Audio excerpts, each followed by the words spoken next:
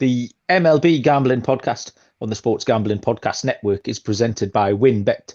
Bet $100 at WinBet and get a $100 free bet. Head over to sportsgamblingpodcast.com/WinBet. That's sportsgamblingpodcast.com/WYNNBET to claim your free bet today. We're also brought to you by the College Football Experience. Get ready for the college football season by checking out all 131 college football team previews. Just go to sportsgamblingpodcast.com/CFB. That's sportsgamblingpodcast.com/CFB. Good evening, everybody. Welcome to the MLB Gambling Podcast on the Sports Gambling Podcast Network. My name is Malcolm Bamford. I am in Newcastle upon Tyne in the northeast corner of England. Today's date is Tuesday, August the 23rd, and we are here to take you through a slate of 14 games MLB action for Wednesday, August the 24th. We have three wheels on tonight's show. First up, top right-hand corner, we'll start in Mr. Noah Bennick. Noah, what's happening? Just having the goal of not being on mute 3 times this podcast. So going on with that. But yeah, ready to jump into some handicaps on some MLB games. How about you guys? Yeah, if you missed that, Noah got the hat trick up last night. 3 times he was caught on mute. It was a world record. He will be in that book when they reprint it around Christmas time, the Guinness Book of World Records. Noah will be in there. And third wheel tonight, Mr. Dylan Rockford. Dylan, what's happening? What's going on, boys? Good to be with you. We're looking for a bounce back day. We didn't have a great night yesterday, so let's get right into it. And our fourth wheel, Munaf Manji, is like Big Brother. He's God's eyes. He's keeping an eye over the naughty children from afar. I think we have to acknowledge the day yesterday. Dylan touched on it. I put out a tweet and I finished the lyric of the photograph. For some reason, I thought that was great. For some reason, in the morning, I thought of Photograph by Nickelback. Great song. I love Nickelback, honestly. It's a hot take that they're bad, but anyways, it's look at this photograph, and then the next line, I just finished it off with like, every time I see it, it makes me laugh because we went 1-7 and there was all red, so it was pretty funny. Yeah, I think we spent the first 10 minutes of the show yesterday touting how well we'd done over the last few days and last week, and locks and dogs hitting, and then sure enough, we piled up a 1-7 night. Congrats on the one win, Malcolm. Thank you very much. It was me. So I was just telling you boys earlier how I've gone full degen tonight. There was a slate of football matches here in England, and I put a 19-team parlay on tonight for £10. Scott. Yeah, I know. I managed to hit 16 for 19, which isn't really very good. The whole thing only paid 4-1, but I had a go, and it was fun ticking them all off as they came win one by one. But I never made it to 19. But imagine you hit that. Yeah, like I say, it wasn't going to make me rich, but it did make me so. When I clicked the button, it says your bet has been placed for a 19-leg parlay. That's a good feeling. Munaf said yesterday was his worst day ever because it finished with Malcolm saying that Munaf was going to be his NFL Week 1 date. Yeah, Munaf, honestly, he's going to be so sick of me by the end of that little trip. It's going to be incredible. I can't wait. You got to record it. Yeah, you'll be getting some sort of... Pay somebody to vlog. Be getting some sort of court injunction against me or something. I'm going to pester go bring Bob and have him vlog you guys. I don't need a 10-year-old boy to pester. I'm very good at doing that. I've got about 2 years worth of pestering to squeeze into 72 hours. So it's going to be hardcore. But very much looking forward to that trip. That's 3 weeks tomorrow. Yeah. Is it 2 weeks tomorrow? 3 weeks tomorrow. You guys are recording MLB shows out there, right? Well, I hope so, because if we don't, then you two are going to be on every night. No, I think it's going to be great because you guys are going to be drunk and it's just going to be more lively. We got to do it. That is the issue. I'm going to be full of beer for a large period of that trip. So that's good. Yeah, Munaf doesn't drink either, so that's not going to help his mood, is it? having to put up with me full of beer. So yeah, good luck, Munaf. Something to look forward to, son. The chat is popping up as always. Dryden is in there. I heard Dryden. He was in the chat on the what it was the Los Angeles Rams podcast that I listened to today, and Dryden was in the chat there with some ridiculous NFL takes. I can't remember what it was, but I remember hearing the name and having a little giggle to myself. So welcome tonight, Dryden, and everyone else who's listening. Right, let's get amongst it. We have 14 games to tackle for tomorrow. A lot of day baseball. In fact, the tee-off times are spread out all the way through the day. Earliest game is a 12:35 Eastern first pitch between the Atlanta Braves and the Pittsburgh Pirates. Kyle Wright will go for the Atlanta Braves. Mitch Keller is on the hill for the Pirates. Atlanta prohibitive -235. Pittsburgh are the big home dog at +194. Total at 8.5. And we will let D-Rock lead us off with this one. Dylan? Yeah, give me the Braves here in this one, Malcolm. They killed me in the first game by only winning by 1, but I got to fade Mitch Keller here in this spot. He's been awful at home, and the Pirates have lost 4 straight games at PNC Park when he started. So I can't trust him or get back or put him against anyone right now. So especially one of the best teams in the league in the Braves. So the Braves, they've owned the Pirates as well this season. So I think this one's easy. I'm going to take the Braves on the run line here. Yeah, it did look like one of those sort of boring games. I actually came down slightly differently here. I came down on the under because Keller, he hasn't been terrible at home. He's been kind of serviceable. So if Wright can keep Pittsburgh quiet, and let's be honest, the Pittsburgh bats are often quiet, Atlanta are going to have to do a lot of the heavy lifting here themselves. So 8.5 just looked a hair too high for me. I think this could be maybe 6-1 or something like that. So yeah, we'll take the under 8.5. There for me. Noah? I told Dylan, beware of that little spot, the travel spot with Atlanta coming to Pittsburgh. You know what? They still won the game, though, and this team has just been winning games over the last 2 weeks. They're 12-2 in their last 14 games. They're 6-0 in their last 6 road games. Keller, he is a little rough record-wise at home. Sure, he's serviceable, but is that good enough against this Braves lineup? I don't know. So I'm going to go with Dylan here and give me the Braves. Okie doke. Next up, we will go to 1:10 Eastern first pitch. The San Francisco Giants at the Detroit Tigers. Logan Webb will go for San Francisco. On the bump for Detroit will be Matt Manning. The lines are -170 for the Giants. The Tigers, another home puppy, +145. Totally are set at 7.5. Noah, they're your Detroit Tigers. Tell us how they're going to win tomorrow. They are my Detroit Tigers, but I'm having trouble claiming them right now. They're just rough. But the Giants, they're 4-11 in their last 15 road games. Detroit, they suck, but I mean, they're 5-13 in their last 18. So pick your poison with both awful trends there. The Giants, they have the web slinger going and Logan Webb, 11-6, 3.08 ERA, 124 strikeouts, 42 walks, and 154.2 innings pitched. He is one of my favorite pitchers in the game right now, but he has a 4.95 ERA in his last 5 games. He's faced the Diamondbacks twice, Oakland once, the Pirates once, and the Dodgers. 4 of those 5 teams are awful. So he's not in very good shape right now. Matt Manning, he's 0-1 on the season in 6 starts. His last start off the IL was against the Los Angeles Angels. They're one of the worst offenses in the league. Hard to believe with Ohtani and Trout, but Manning went 7 frames, 6 punchies, 1 walk, 3 hits, and the only run was off of a Jared Walsh tank. So there weren't many runners on to begin with. The Tigers lost that game 1-0, though. So anyways, I might have been wrong on Matt Manning. I said he really just has a flat 95 fastball, and it's scary because the faster it comes in, the faster it goes out, and something that's not downhill is easily hittable. But he came out and he had a new pitch. He had a slider, and it generated 9 of his 14 swing and misses in that game. If he can be consistent with that pitch, I think he could be I could really love him. I don't know how much potential he's got, but he could provide nice value in some games here. And in result, because the Giants are so bad on the road, Matt Manning showed a pulse along with the 7th-ranked bullpen in the MLB. I think there's some value on the Detroit Tigers here. Yeah, that's fair enough. Dylan?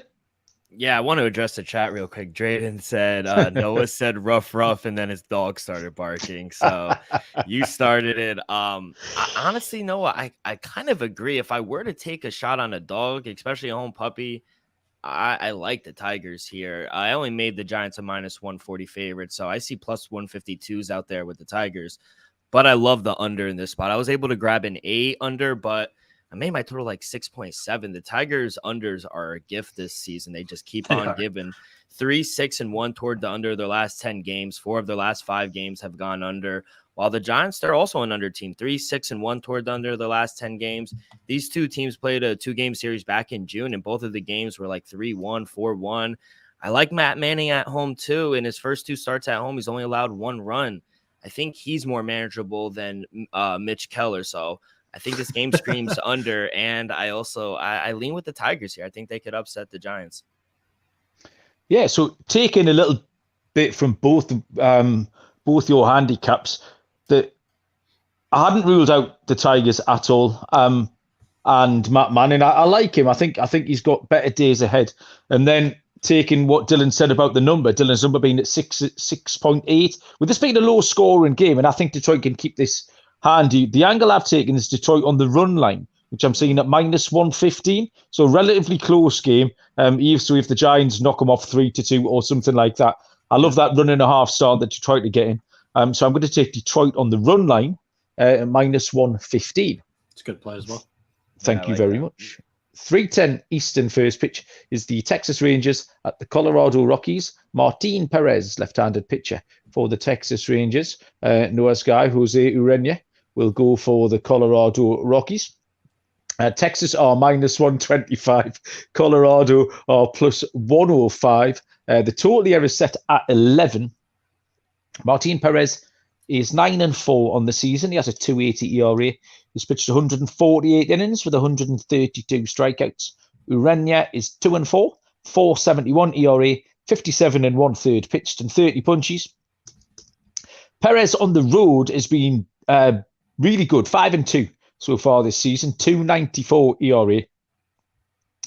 He did have a bad start at Houston on August the 9th, thrown in there as well, but that one's very much been the outlier, I think. The only little red flag is that he's faced Colorado once this season, gave up 3 earned runs on 4 innings. But I think the positives far outweigh one bad start. I think it's just coincidence that was against the Rockies. Urena, he's settled into a pattern of mediocrity, which is kind of what we expected. He's got a devilish 6.66 ERA in his last 5 starts. Whip's really high as well. He's letting a lot of ducks on the pond. We do like Colorado's home generally, but I think the presence of Urena negates that for them, that home advantage. I think we're getting a great price here on a considerably better pitcher. I saw minus 115 earlier on, which I snapped up. Gone to minus 125, still good enough for me. So I'll take the Rangers with Martin Perez, Dylan. Yeah, I got it at minus 115 as well. I'm on the Rangers here with Martin Perez going for them. I actually made him a really heavy favorite. I'm a little higher on most than other people, excuse me. So I made him a minus 150 favorite. Like you said, I think we're getting a good price with the better pitchers. The Rangers, they're playing some good baseball right now. They won 4 of their last 5, while the Rockies, I think they're struggling right now. They did sweep the Rangers back in April, but I just think this is a much different team. Perez 1-3 in August, but his starts haven't been terrible, I don't think.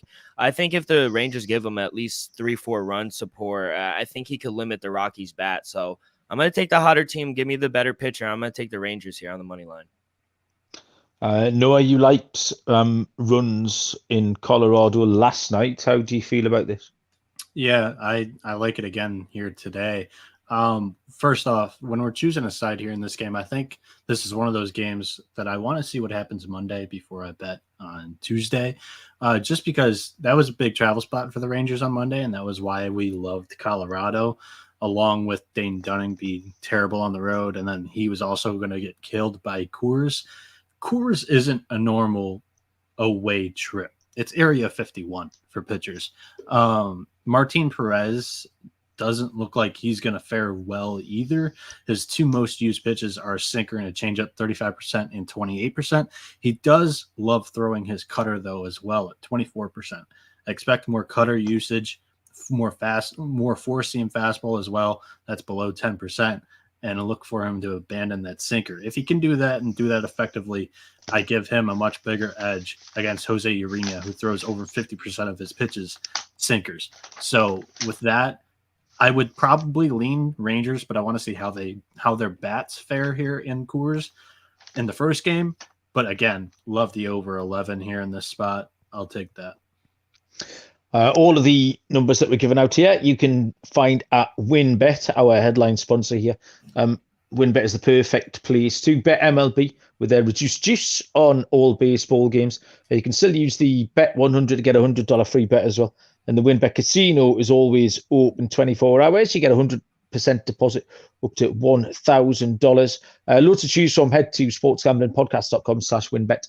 And they know that we sent you sportsgamblingpodcast.com/WYNNBET to claim your free bet today. Offer subject to change. T's and C's at winbet.com. Must be 21 or older and present in the state where playthrough WinBet is available. If you are someone who knows a gambling problem, call 1-800-522-4700. Odds Trader, relatively new sponsor here. Outstanding tool. If you're a bit of a DJ, and you can pick your 19-team parlays on here, no problem. You'll get all the different sportsbook odds comparisons, all the sign-up codes and promos and bonuses, so you're getting best value for your money. Then on top of that, you'll get your player statistics, key game stats, injuries, weather reports, play-by-play updates, live scores, etc., as well as a bet tracker so you know exactly where you are. All of that at oddstrader.com/bluewire. Odds Trader is the number one site for all of your game day bets. And don't forget, Run Your Pool. Run Your Pool, the home of competition, bringing all of us sports fans together with your social circles. Loads of different types of games, pick'em, survivors, fantasy pools. We've teamed up with Run Your Pool to host a pool for our official SGPN NFL Survivor contest. I'm hopping now to reserve your spot. $500 cash and a $250 gift certificate for the SGPN store to the winner. Sign up today at play.runyourpool.com/SGPN. That's play.runyourpool.com/SGPN. 3:37 Eastern, first pitch is the Miami Marlins at the Oakland Athletics. Two lefties on the hill here. Jesus Luzardo goes for Miami, and Cole Irvin will go for Oakland. Miami -120. Oakland are even money +100. Total is at 6.5. Dylan, I think there was some shenanigans in the Coliseum last night. I've seen some good videos posted to some boys with waving some signs around as well. What do you make of Miami at Oakland? Yeah, give me my first home puppy. I actually made the A's a -120 favorite with Cole Irvin on the mound. So believe it or not, I think the A's are playing better ball right now than the Marlins. They just took 2 or 3 from a good Mariners team, while the Marlins were only able to score 4 runs the entire series against the Dodgers. So Cole Irvin, he's been great at home this season, and his ERA is a little inflated just because of that one last start. Gave up 5 runs in 6 innings, but I think we see a bounce back start from him. And just like last game, if the home team, if they're able to give him some run support, I think they could sneak out a win against a Marlins team struggling to score runs. So I'm going to take the A's +102. I got it, but any plus price I like. Excellent. Noah? Yeah, Cole Irvin loves pitching at the dump. Insano in the chat, 212 home ERA, 488 road ERA. Give me Irvin and the A's at home. I've got the over written down here, over 6.5. And it's really not a very inspired bet. It's not a particularly good lead here. In fact, what I've written down is, I don't know, maybe some players score some runs. Is that in-depth handicapping that I've got written next to my... hopefully. Yeah, that's it. Like, yeah, it's nothing more complicated than that. I don't want to back Miami. I don't want to back Oakland. And if I was going to have a pizza bet, I would do that and then cheer on everybody to see if they can put bat to ball. But yeah, I wouldn't be putting much stock in my handicap on that one. Yeah, honestly, if you're nervous about either one of these bullpens, because Bender, their closer for Miami, is still out, and Oakland has one of the worst bullpens in the league, take your first 5 money line and have fun with that. 4:10 Eastern, first pitch. The Cleveland Guardians at the San Diego Padres. Cal Quantrill is confirmed for the Cleveland Guardians. The Padres, I have had Yu Darvish going down, but he's been up and down like a bride's nightie on the MLB website all day. So there's no odds on this one. He's not officially confirmed. Noah, no lines on this then. But I'm pretty sure it's Quantrill v Derby, so you can tell us as much or as little as you like about this one. Yeah, I have a full handicap on this one because I am expecting you, Darvish, and we made this one our headliner game of the day. It's right there on the ticker at the bottom of your screen. Do you want to? I'll jump in then. Dylan, did you make some lines on this? Maybe might help Noah. No, I honestly didn't because, like we were talking about before we went live, I just kept seeing Darvish get pulled and pulled off, and I just wasn't unsure. So it was weird. Within like 10 minutes, he had appeared and then disappeared again. So, but yeah, I mean, the Guardians, they're 10-4 in their last 14 games. The Padres, they're 9-4 in their last 13 home games. I think I have a question to ask you guys here if we want to make some conversation out of this.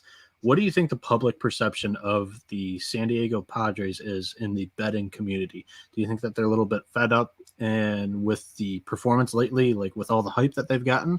Because I feel like if a casual person's going to continue to bet on the Padres. But if we're talking about like gamblers, are they like off? Because this could be a public play if it comes out and it's below minus 150. But if this thing comes out above minus 150, I think the Padres could be like a sharper play. The books aren't going to offer them under minus 150 if they think they can win. I think that was going to be the answer to the question with the general public, with rather than the betting people. People are looking at it D&D. If I went down to Newcastle Nighthawks practice tonight and asked them boys, they'll say, "Oh yeah, the Padres, Juan Soto, Machado." They'd say, "Yeah, I'd definitely take." Not knowing how kind of anemic the Padres have been and how alarming they've been if you have been a better, because you just can't put your money behind them. And I think the books are pricing them up too short as well. There's a lot of name recognition in there. And there is something particularly peculiar about them. I mean, that Washington series, going back to the middle of last week, was really alarming. Just a head scratcher, like, so yeah. I think the public will just be backing them kind of almost blindly. But yeah, the sharps or the squares, whichever way, certainly won't be, Dylan. Yeah, so, go ahead, Dill. I was just gonna say I completely agree, Malcolm. I think if a casual fan or baseball watcher, if they see the Padres minus 150 or below, they're just gonna hammer them. But you really got to think I think Cleveland's been playing better ball than the Padres. There's no way they should have split against the Nationals. Then they lost 2 of 3 from the Marlins. The Marlins can't. They shouldn't beat them. So if I'm able to get a plus 150 or better, Cal Quantrill, if they're struggling against that pitching stuff, I think he'll have even a better outing. Yeah. So here's my handicap though. So on the season, San Diego averages 4.4 runs a game. On the season, the Cleveland Guardians average 4.34 runs a game. You look at the last 3 games here, San Diego has 2.5 runs a game, and Cleveland has 4.5 runs a game. I think that's like one edge. Also, Cleveland, I think, has a little bit of a better bullpen, but starting for the Dodgers, hopefully, I guess, for this handicap is you Darvish. And I think that kind of gives the Padres an edge for this one matchup on paper. Cal Quantrill, he's 9-5, 3.77 ERA, 88 strikeouts, 37 walks, and 136 innings pitched. He has a 4.08 ERA in his last 5 starts, 4.39 road ERA away from Progressive Field, which is massive. San Diego, Yu Darvish, 10-7, 3.39 ERA, 147 strikeouts, 27 walks, and 148.2 innings pitched. He's a menace at Petco Park. In his home park, he has a 2.33 ERA. It sucks that we don't have lines on this game because, like I mentioned, I tipped my hand. Anything above minus 150, I think I love that price. I think that the Padres definitely could win this game, knowing that the books don't want to take action on that high price. If they open under minus 150, I think that there is an argument to be made for Cleveland that they could muck this game up, keep it low scoring against Darvish, get into the Padres bullpen that has been struggling lately, where Cleveland does have the advantage there. They have a better arm barn. I think they have a puncher's chance if they can get into the late innings. My guess here is just lean under, really. Dylan, did you make a number on this one at all? I don't imagine if it is you, Darvish and Cal Quantrill, if it's anything lower than a 7.5 or 7, I'll go under as well. I totally agree with Noah. Plus 150 or better, I'm going to hammer the Guardians because I'm glad that they won their last game because on the spread this season, San Diego's 29-38 coming off of a loss. That's bottom 5 in the league with Miami, Detroit, Toronto, and Washington. Not good company you want to be in. So I honestly like the under and I like Cleveland.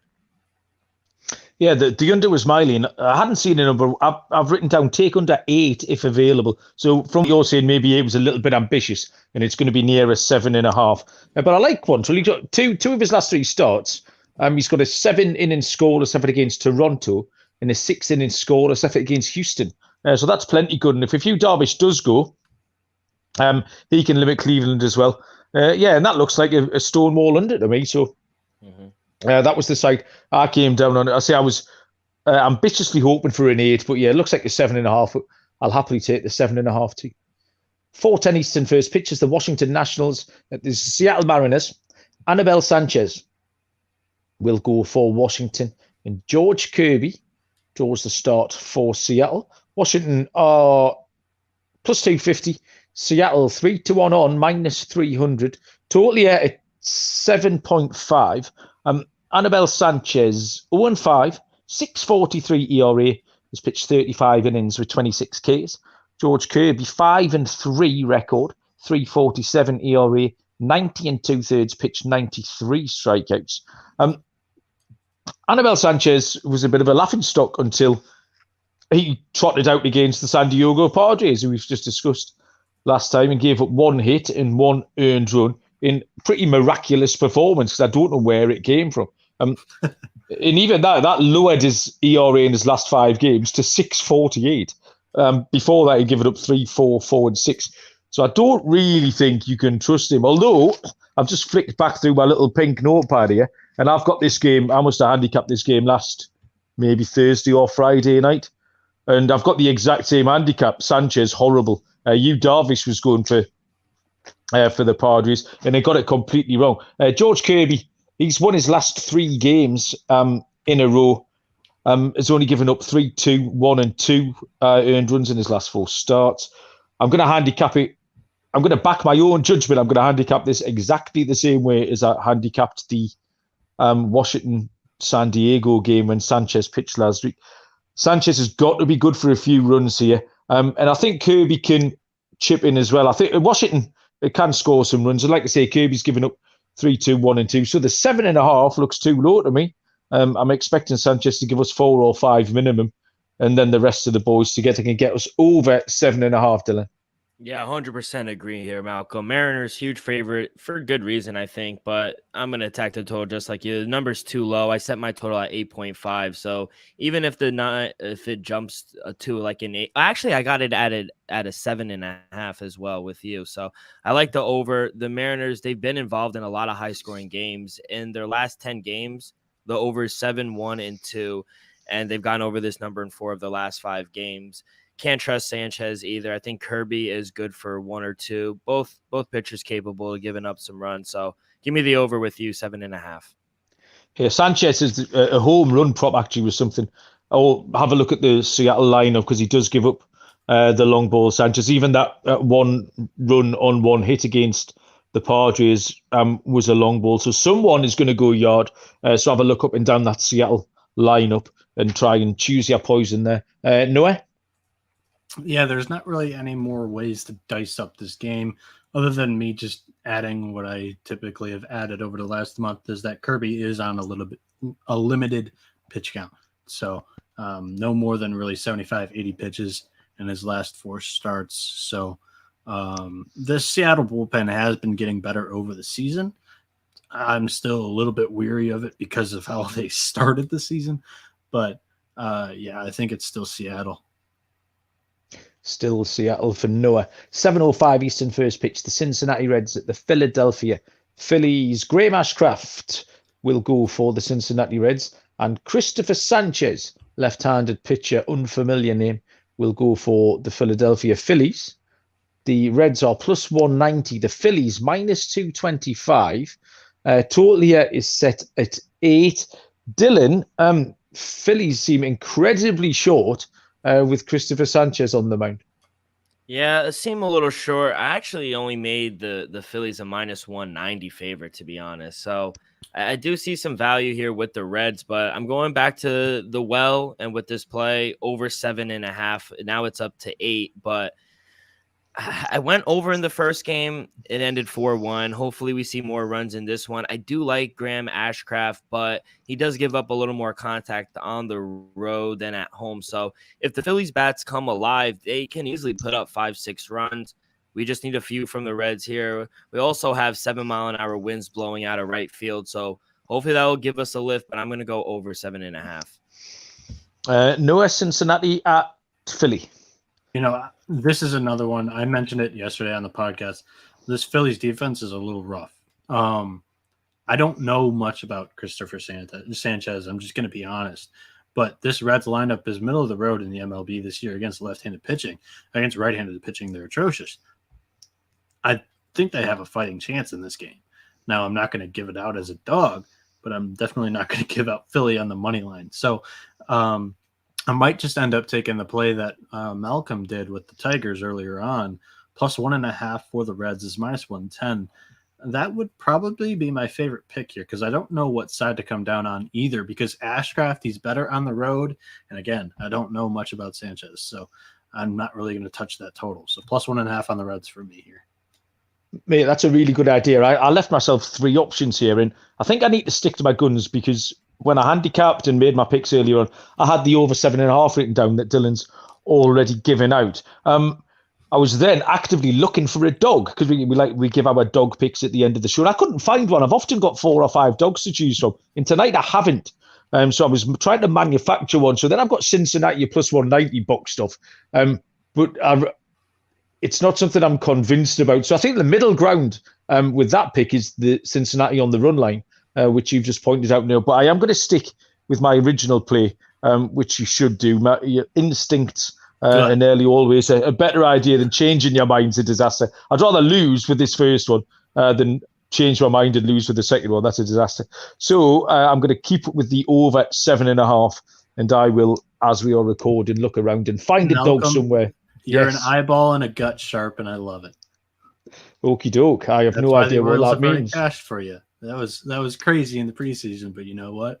It looks smart as hell now. Oh, mate, you're far too kind. 8:05 first pitch is the wrong game. 7:05 first pitch, game. However, is the right game. It's the Chicago White Sox at the Baltimore Orioles. Lucas Giolito will start for the White Sox, and Spencer Watkins goes for the Baltimore Orioles, where the lines are Chicago minus 115, Baltimore minus 105. It's tight.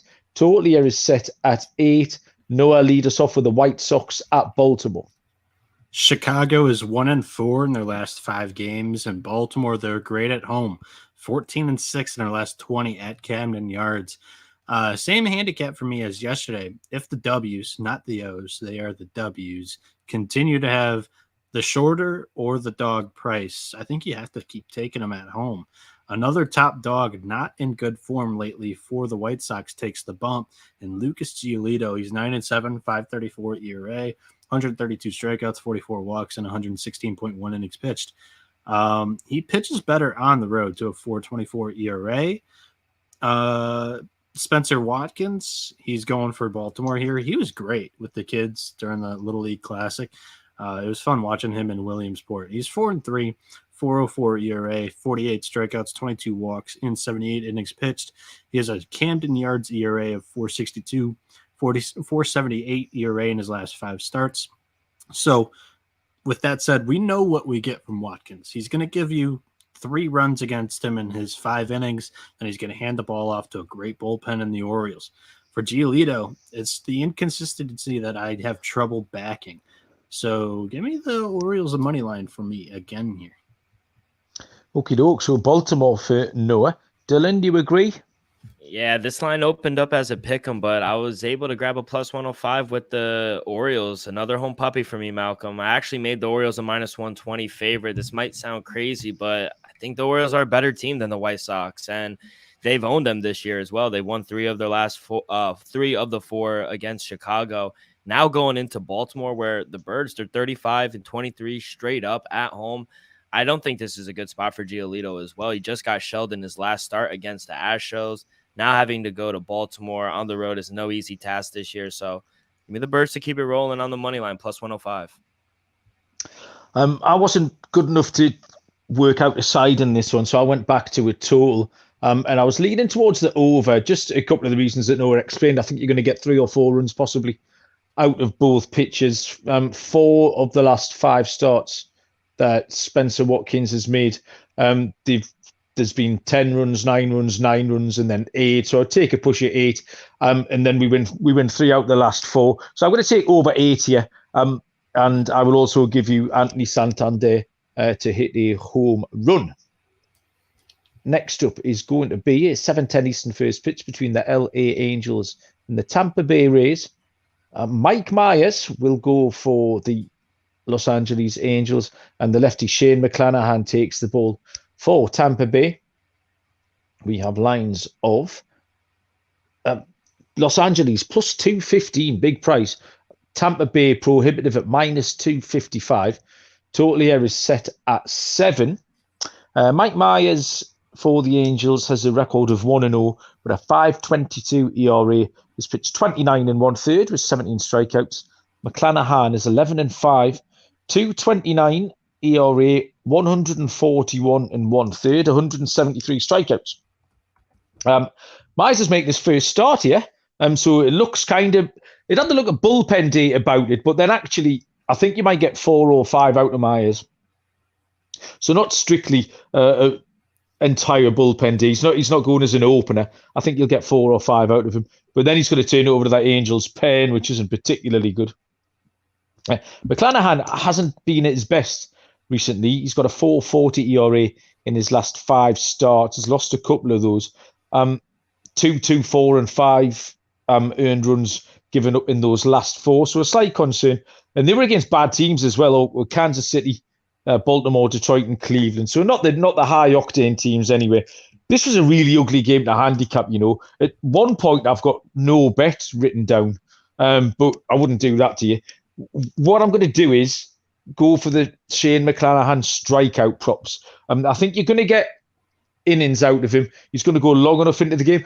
I thought if there's an over 6.5, then that's what I would take for Shane McClanahan. Unfortunately, I wasn't good enough to work this out any other way than to take a player prop. Noah, strikeout props. The last couple I've ventured on the podcast over the last couple of nights, you haven't been very thrilled about. So what do you make of this one? Again, I don't know if I am. Give me a second. I'm doing this wrong. It's all right. No, give me a second. I'm going to try to find his pitch counts because I'm still nervous that he's being limited here coming down the end of the season too. And I think that's somewhat in his head because, like you mentioned, he's played against rough opponents and he hasn't really racked up those McClanahan-like strikeout numbers. And I mean, like you mentioned, he's gone 7 innings twice and then 6 in the third and 6.1 and 4.1. So yeah, the 4.1 he was getting shelled though, so yeah, it wasn't the amount of pitches he was throwing.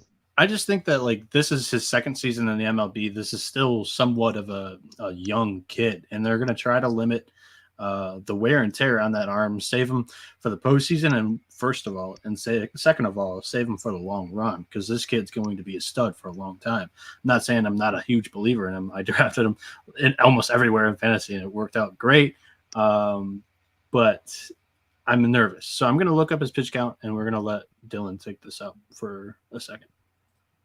Yeah, another play where I got burned last time, but I'm going right back to it. Give me the Rays minus 1.5 here at home. Last time I took the Rays with McClanahan minus 1.5. They lost outright to the Royals. That's the game you guys are talking about. He got shelled, but I think this is his last chance for me to back him. It seems like every time I bet on the Rays, they lose, but they should beat the Angels here, especially with McClanahan on the mound. Myers, he is making his first start.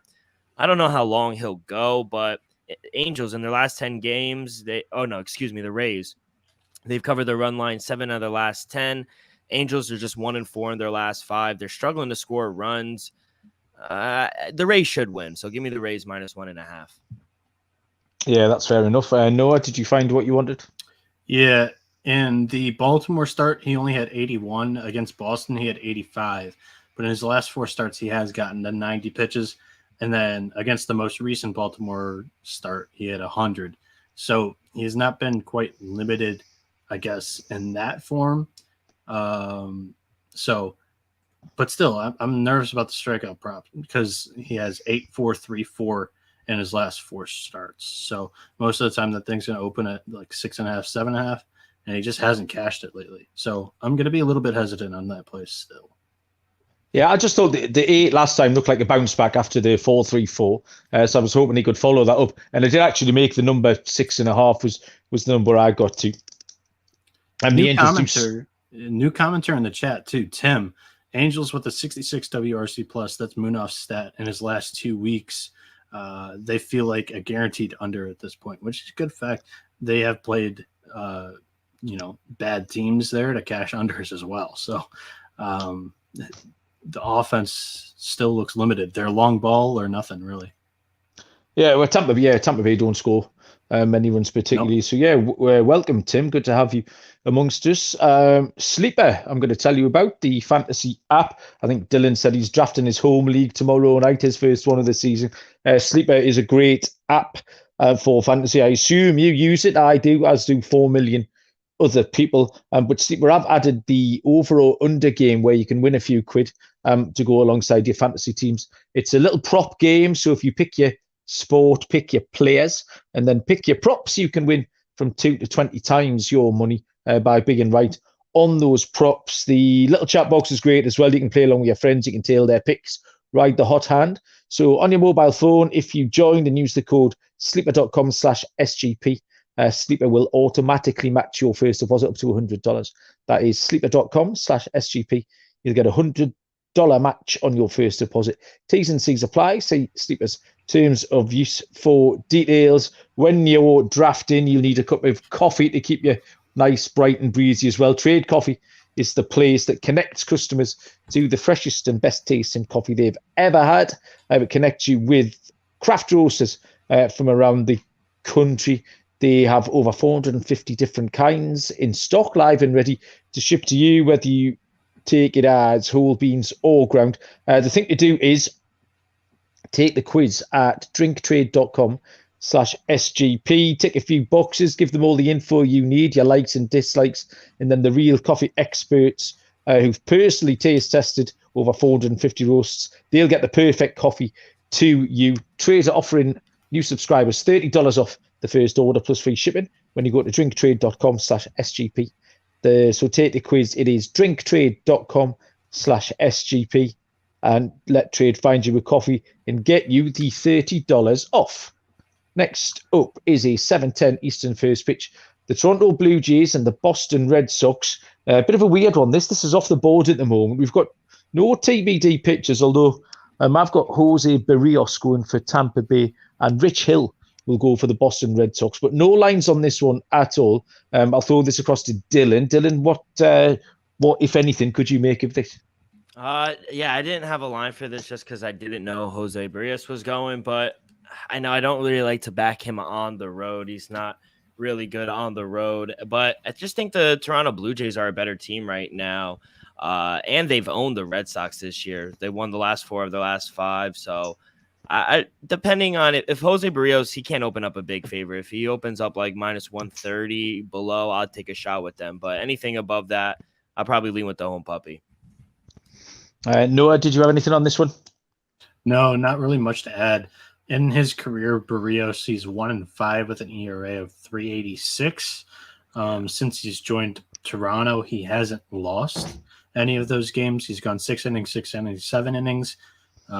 Given up 1 run, 1 run, 2 runs. So he has had relatively good starts. One of them was at Boston in 2022. Came on April 20th, so a long, long time ago. But he only gave up 1 hit in 6 innings there. So, yeah. Okie doke. if you just saw me waving my arms around frantically, I was trying to use the medium of sign language to get my daughter to make me a cup of tea. Make you some fried chicken? Not some fried chicken like she was doing at midnight the other night. Yes, you. So, yeah, got some company here. So, on the grounds I've just said it out loud, I might as well have just asked for the cup of tea rather than waving my arms around and creating confusion everywhere. Next up is 8:05 Eastern first pitch between the St. Louis Cardinals and the Chicago Cubs, where Miles Mikolas is on the bump for St. Louis. TBD officially for the Chicago Cubs, but I've got, it's a new name to me. It's Luke Farrell. Luke Farrell. Yes, Noah, you back me up here. Luke Farrell going for the Cubs. No lines. Obviously, we struggle to get lines at the Cubs early anyway, and the presence of Farrell not yet confirmed. But Noah, you are the man with these rookie pitches or these call-up pitches anyway. So, anything you know on Luke Farrell for us? Actually, there's no record of him pitching anywhere in 2022. Anywhere. He's a career leaver in 5 seasons in the MLB. He's only made 5 starts, 63 appearances, 4.93 ERA. He has a career whip of 146 and a career K per 9 of 9.5, 4.8 walk per 9. So he walks a lot of guys, but he does get a strikeout almost every inning. The Cardinals are on an 8-game win streak, 5-1 in their last 6 games against the Cubs. Cubs 5-2 in their last 7, including a series win against the Milwaukee Brewers. Miles Mikolas, he's going for the St. Louis Cardinals. He's 10-9, 3.32 ERA, 118 strikeouts, 28 walks, and 157.1 innings pitched, minus some starts in some bad road environments. And now these are like the 3 worst road environments in the MLB. You have Wrigley with the wind going out, which he had a blow-up start there. He had a blow-up start at the Great American Ballpark in Cincinnati, small shoebox, wind blowing out. And then he had a blow-up start at Coors Field with the Rockies. You take those 3 starts out, in 10 starts on the road this year, he has a 2.28 road ERA. He's they're 9-4 in his last 13 starts. I think that's my handwriting's getting really hard to read. But anyways, I think the Cardinals feast off of this Farrell guy. I don't know where he came from, but I think first 5s are definitely in order with Mikolas against Farrell. Then you got your run line, your money line here, team total for the Cardinals. I think I'm going to feast on the buffet that is the Cardinals offerings today. I mean, I've got absolutely nothing on this one at all. The only thing I'll say is baseball is just incredibly hard to handicap. The Cards have been going along great, and a lot of their bats have been doing very well. And then they get shut out this afternoon. That game's just finished. I was off of them. It was just travel day. Okay, fair enough. Arizona you like to Chicago. You like your travel spots. My cup of tea's turned up, by the way. So thank you very much, sweethearts. Sorry. I said, good job, girly. Yeah, good job. So yeah, nothing on that one, but we have one name for the Cards actually, Lars Nootbaar. He's been a fun DFS play, and he's I think he could have a decent back end of the season here, and I think he might get moved up the order. He can hit for a little bit of power. So if you want to play some pizza bets on Lars Nootbaar, he's got a great name as well. Nothing not to like about that. Dylan away Bader opened up a spot for him, and he's he's been making the most of it as well. So Cards at Cubs. Dylan, did you have much? No, nothing much. I'll just tail Noah here. I don't see the Cardinals slowing down. Cubs been playing all right, but you do have 8-mile-an-hour winds blowing out too. So I think we see runs galore tomorrow. I'd also like to add interesting talking topics here. Breaking news. I don't know if you had anything else on this game, Malcolm. Breaking news. Walker Buehler's undergoing his 2nd Tommy John surgery. Actually, already did it. He just posted it on Instagram. The Dodgers announced that he was getting his elbow looked at by doctors. And then Buehler goes to Instagram and saying he has his 2nd Tommy John surgery and his arm is already in a sling. Then, like 10 minutes after that, Fernando Tatis is now undergoing shoulder surgery because, he's going to be out till next May. So the Padres have apparently always wanted him to get this shoulder surgery since that first injury, and Tatis has refused. So now with him being out for 80 games, suspended, and half a off season, go ahead and get it. Okay, breaking news as it happens from Noah Bennick.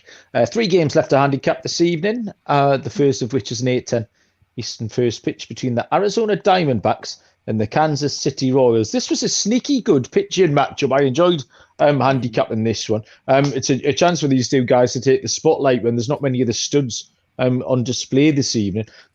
Zach Gallen is the pitcher for the Arizona Diamondbacks, and Brady Singer is the pitcher for the Kansas City Royals. Relatively close on the books. Arizona a minus 125. It's a little home puppy. Kansas City plus 105. Total is set at 7.5. Zach Gallen 9-2, which is an incredible record. Bear in mind who he plays for. A 2.78 ERA with 132 and 2/3 pitched and 132 punches.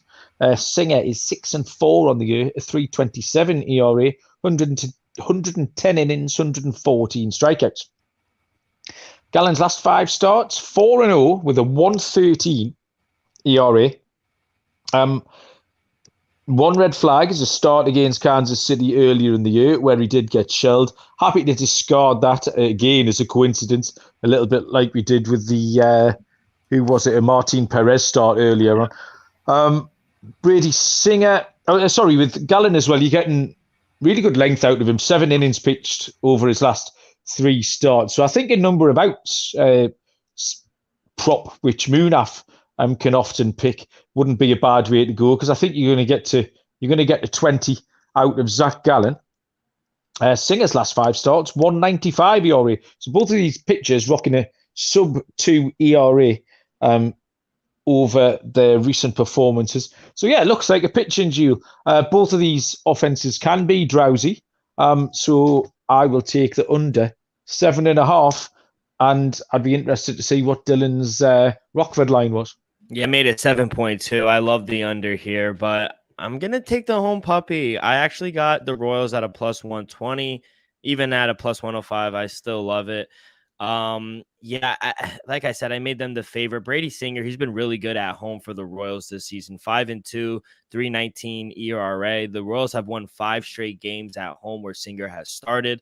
The Royals, they've only lost 2 games when Stinger has started in the last 2 months. So he's been phenomenal. They rally around this guy. I'm going to have to back him against a D-backs team who they're not really good on the road. I don't trust them. I do like Zach Gallen, but I think the Royals, I think if they're able to get 3-4 runs, I think this is their game. So give me the Royals here.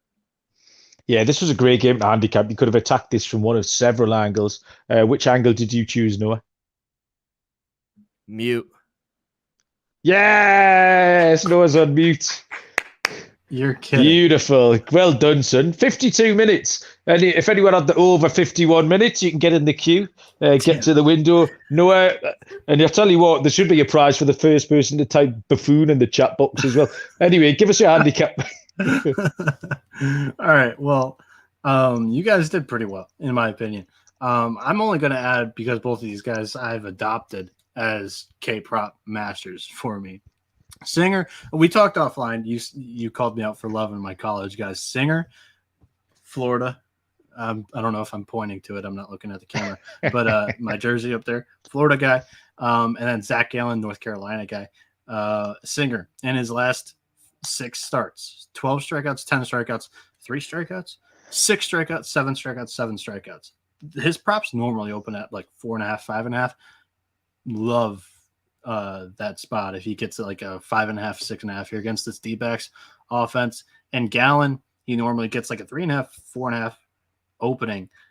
They really sleep on these out west low-key pitchers. And Gallen in his last start had 12 strikeouts against the Giants. He had 6 against Colorado at Coors, then 8 strikeouts against the Pittsburgh Pirates. So that would be like, I guess, my new angle for this game is strikeout props on both guys. Excellent. Love that. Next up, 8:10 Eastern first pitch. Penultimate game is the Minnesota Twins at the Houston Astros. Dylan Bundy for Minnesota, and the lefty Framber Valdez will be the pitcher for the Houston Astros. I haven't seen any lines on this one, and I'm just going to double check now. Let me see. Oh, I've got lines now. Okay. Minnesota plus 180, Houston minus 210. Total set at 7.5. and we'll go back over to Dylan to have a look at this one for us. Yeah, I love the Astros here, -1.5. Love this spot at home for them. Valdez, he is better on the road, but he hasn't been terrible at home either. Last outing, he went 7 scoreless against the Rangers. And the Twins, they're kind of middle in the pack, 14th in the league versus lefty. So I just don't like the way the Twins have been playing recently. They just got swept. And Dylan Bundy has lost his last 3 starts on the road. So not a guy I really want to back on the road, especially one of the best teams in the league. Give me the Astros -1.5. Okay, so Astros run line for Dylan. Noah? The Twins lost 3 of 4 against the Rangers, but yes, I'm going Astros here too. I think that Framber Valdez, he's on this insane streak that is like, I think he has like 17 straight quality starts. Is outstanding. I don't know where I can find that number because they keep saying it on like every broadcast, and I never take a note of it, but I think it's like 17 straight starts. He has quality starts in every one of them. So really, I think the play here would be like an Astros first 5 or the run line here for me. I'm just going to stick with the unders here. I always lean towards the under on Minnesota instinctively, exactly the same with Houston. So when they're playing each other, it was going to have to take some persuading to get me away from the under, and nothing I've seen or nothing I've heard can persuade me otherwise. So I will take the under 7.5. Final game, 9 p.m. Eastern, is the Milwaukee Brewers at the LA Dodgers. No pitcher for the Brewers. Either one of you seen a pitcher? No, I have nothing for the Brewers today. I saw Alexander possibly, but then they took him down. So, and Andrew Heaney, left-handed pitcher for the Dodgers. No lines, unfortunately, for this one with no pitcher. So we might be finishing on a bit of a damp squib here. But Noah, anything to add to this one with the absence of a pitcher for Milwaukee? I have a good extended handicap here with no pitcher for Milwaukee. Did pretty well for the Cardinals game too, but amazing games between these two teams over the last week and a half. And the Brew Crew surprisingly won a close, low-scoring game 1 that was 1-0 going into the 9th inning that the Dodger bullpen blew, giving up 3 runs in the 9th. They lost 4-0. Although winning that game, the Brewers are still 3-8 in their last 11 road games.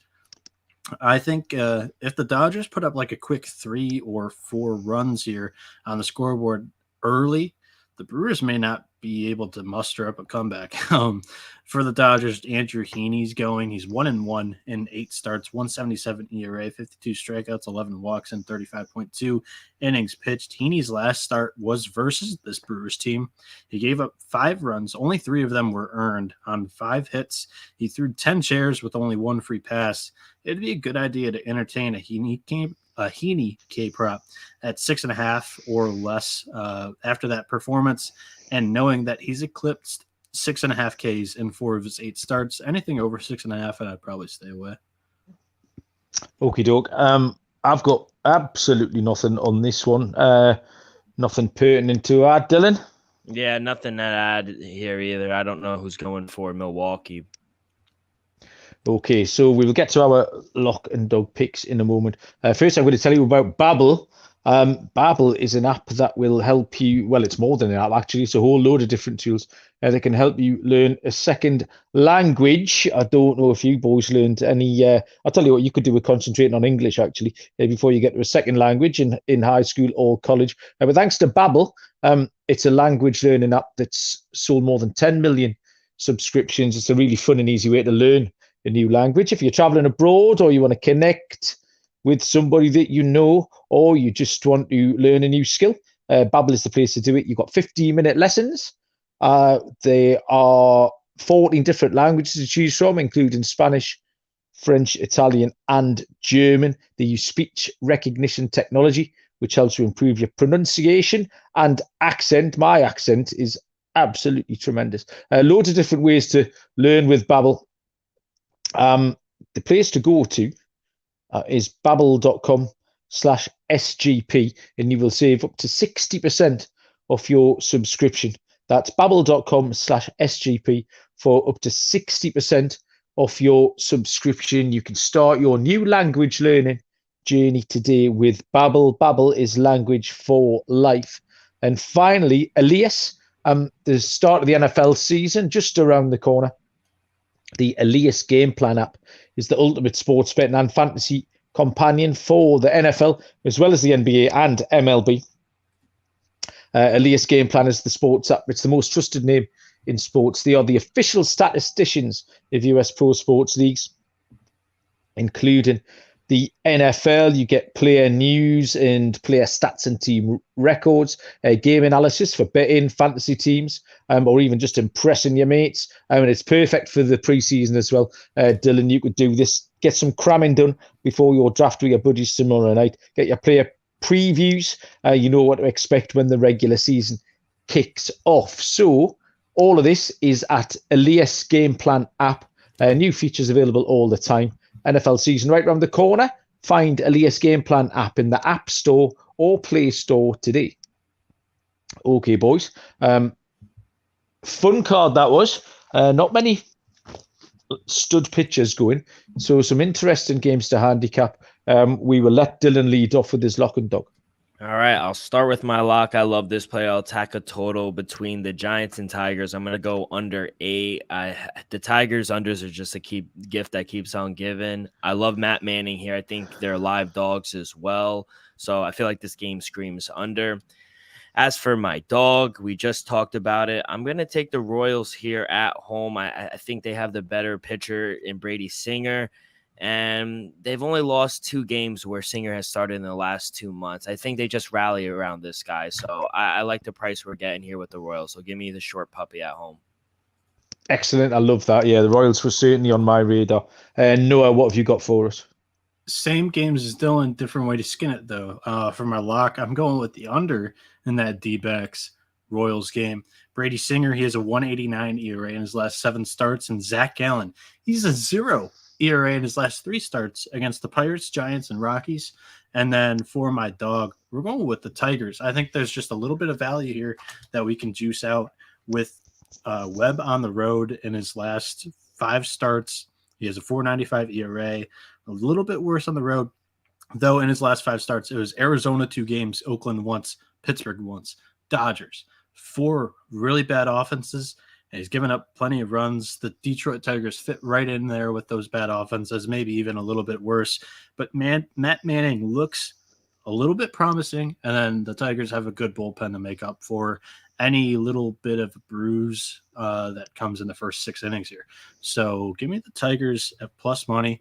What is the price there? It is, for me, I got it at plus 145. Yeah, that's about right. My lock is going to be the over in the Washington at Seattle game. The exact same pick I gave out last time Anibal Sanchez was on the mound, and I was completely and utterly stiffed by it. It can't happen again. It's impossible. I'm not buying it, and they shouldn't be selling it. That 7.5 is way too low. Sanchez is going to give up at least 5. Kirby will chip in a little bit. We'll get to 9 or 10. Easy on that one.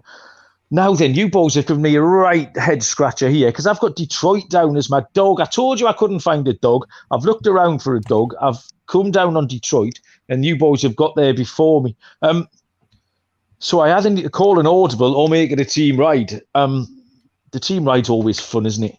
It might make Moon cross as well. So I think I'm leaning towards doing it. I'm going to give out the play I gave out when we did this about half an hour ago was Detroit on the run line. But I said I was short of a dog apart from Cincinnati, maybe. No, I'll stick with Detroit.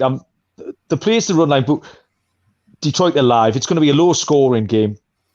1 run in it. So why can't Detroit come out the beneficiaries of a 1-run ball game? And that, ladies and gentlemen, is everything. Noah's got his hand up. I feel like today was a day that Dylan was adopting puppies left and right. Come on, Mel. Yeah, I was just gonna say you don't like the Athletics. How about the Orioles? He was at the adoption center again.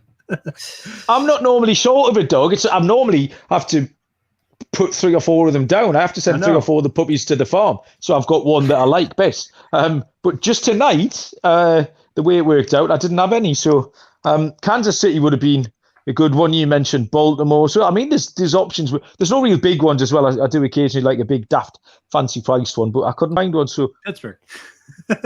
not this time. We'll go with the team, right? We'll go with Detroit. Let's go. Right, no, before we sign off, what's the Little League crack? What do you need to tell us? Little League crack. Well, the Hawaii team won 6-0 yesterday. They were one hit shy of another no-hitter. Wow. But tomorrow, like for this Wednesday slate, I'll actually be at a concert. So we'll not be watching any of these games live. Good times. Dylan, what are you doing? Nothing much. I hope the Mets win tonight. I was tired of hearing all the Yankee fans call up in New York radio. It's the worst. They are the worst type of people, Yankee fans. What about, we've got through an hour and 5 minutes of this pod without mentioning the guy drinking his beer through the hot dog. He's You a menace tweeted to about society. And Malcolm liked it. That's disgusting. What? Beer's good. Hot dog's Off good. a glizzy? Glizzy.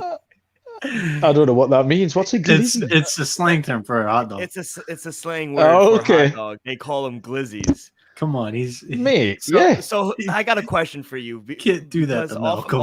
off of these straws. So obviously he put the straw through the hot The dog dog. to chug it. The dog. No, there was no okay. straw. I think there was. What did he use? to No, it pump was a the- straw. No, he made a straw. Yeah. He made his meat straw with an actual straw.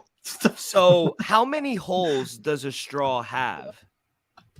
It's got one. 2.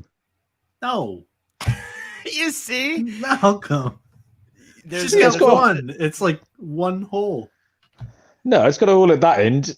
If it only And had it one comes hole, down. you wouldn't be able to get anything out of it because the other end would be blocked up. The more you try to think about it, the more you racked your brain is gonna be. I thought there was one, but then someone said, well, what about your nostrils? Like my nose is a little crooked, so it doesn't go all the way, but it's supposed to connect. What the fuck are we talking about? Yeah, I was going, boys. 1 hour and 7 minutes into this podcast. 105, and we have derailed. I am not- We talked about Hard Knocks at the beginning of the pod. No, maybe offline.